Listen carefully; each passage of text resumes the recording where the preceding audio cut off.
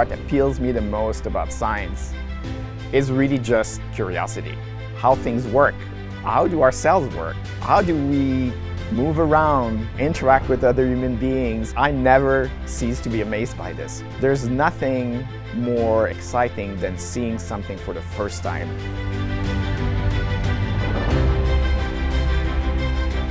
The first really memories I have about becoming a scientist are really when I was basically a young kid. In fact, I always knew I wanted to be a scientist. And really it started first by just being fascinated by the stars, the moon, the constellations. And as I grew up, I discovered biochemistry. And I was completely amazed by the idea of studying life through chemistry. And this fascination has never left me. I still have it today.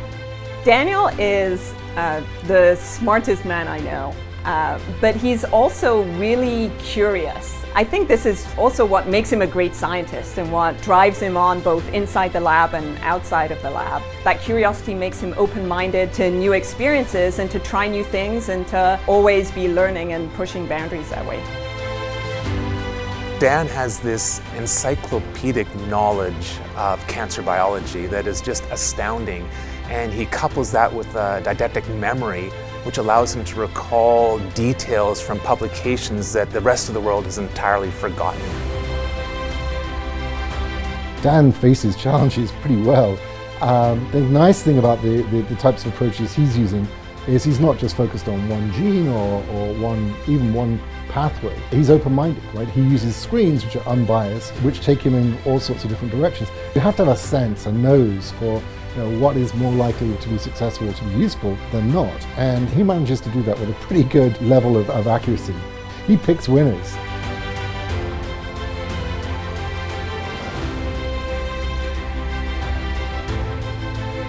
In our search for great academics, we came across Dan. And Dan was truly a pioneer. He was taking advantage of his own strength in DNA repair and cell cycle pathways, and combining that with new tools using CRISPR to do a full genomic screen to pan for targets. So we actually funded Dan and did a research collaboration with Versant, and that research collaboration led to the foundation of Repare Therapeutics.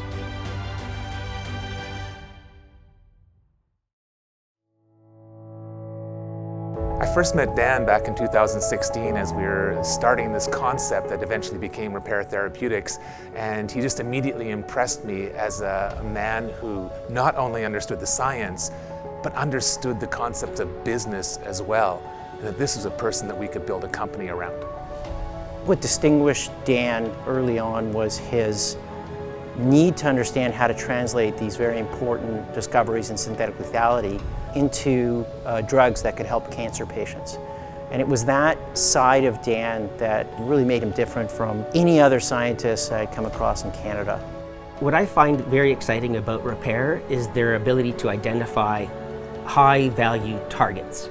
Daniel applied the synthetic lethality concept to understanding a specific cancer lesion called overexpression of cyclin E. We performed the synthetic lethality screen on that and identified a protein called PKMYT1. And together, we then carried out, in collaboration with other co-founders of Repare, our preliminary small molecule, and that has yielded molecules now we're just entering into clinical trials. Repare Therapeutics has done a lot. We've built a team of more than 100 people in Montreal and in Boston. We pushed 2 compounds into the clinic. The company went through several rounds of financing, is now listed on the NASDAQ, and the company continues to deliver. The progress at Repare is tremendous, and none of that would have been possible without the start provided by Dan. There are many milestones we've achieved, but probably what made me the proudest is the first day I went to the labs in Montreal and saw that actually there was a physical operating company that was based on our ideas. That was an amazing moment. Versant and MPM helped us do a very large-scale Series B in 2019, and ultimately our $253 million IPO in June of 2020. So the company has raised a tremendous base of capital, all built on the foundation of synthetic lethality and Dan's CRISPR-based approach. going public during COVID was a mystery to all of us. We had no idea how that was going to go. But Repare did incredibly well. It's one of the most successful IPOs we've seen in recent memory, with the market that was just warming up to the field of synthetic lethality. Repare did a great job.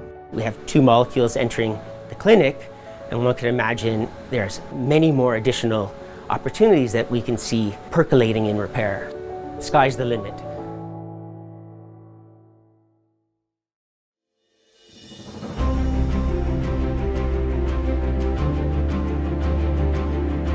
Daniel has a fundamental belief that science can be used to improve the world.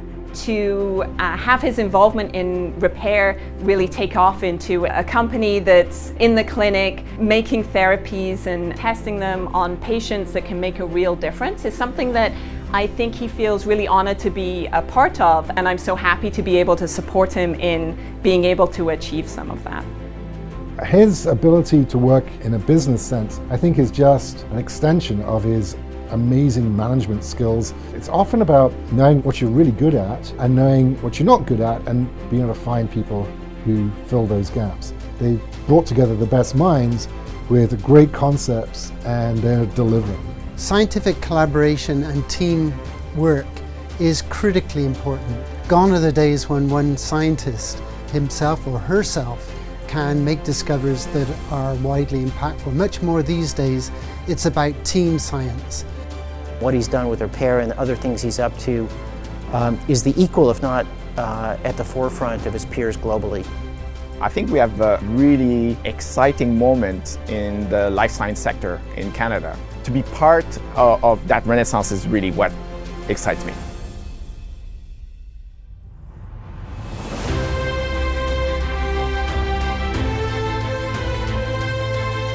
Dan is a great guy.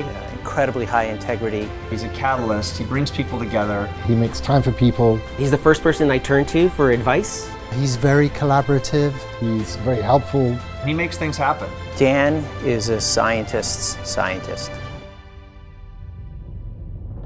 We've all been touched by cancer. Being able to do something that may help others is really something that is really fulfilling. And really the idea that we actually have a really good chance of making a difference in some people's lives is something that brings a lot of pride.